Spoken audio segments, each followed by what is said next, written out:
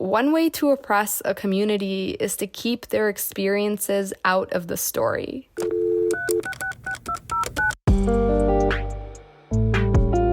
My name is Nastaran Far, the host of Calling Others, a podcast miniseries in which each episode features an interview with a Southwest Asian North African American, also known as SWANA American, creative and advocate.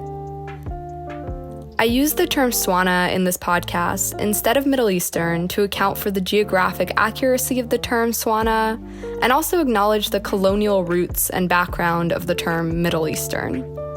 Also, this podcast is called Calling Others as a bit of a play on Palestinian theorist and advocate Edward Said and his conception of Orientalism and the, quote, other.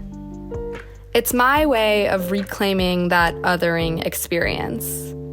The experience of feeling like the world wants you to never quite fit in.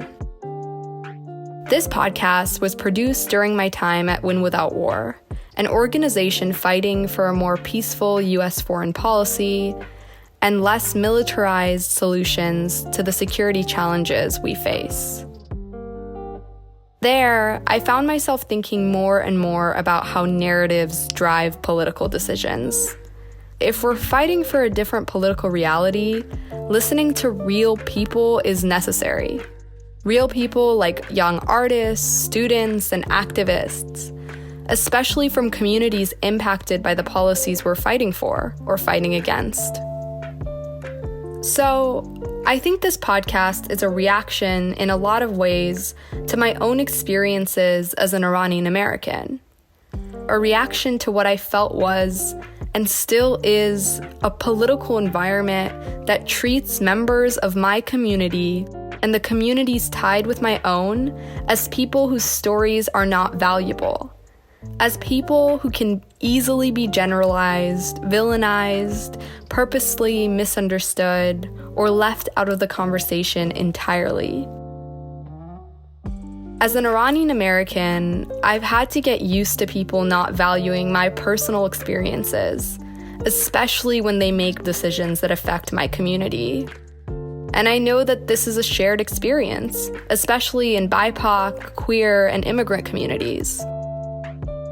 So, because I'm well-versed in self-censoring and in commodifying myself and my story, I really wanted to create a space that would give other people room to do the opposite.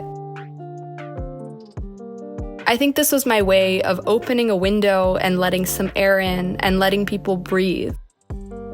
A way of giving SWANA Americans a platform to talk about the creative ways they're taking up space, advocating for themselves, their personal communities, and our community in general. And also giving myself some space to hear their stories and really learn something, along with all of you. I'll end by saying that this is a deeply personal project, so it's also imperfect. Not every viewpoint is represented in this small collection of episodes. Nowhere near every community is represented.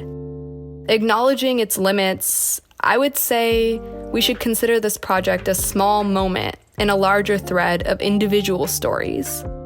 The one that I hope continues with those listening.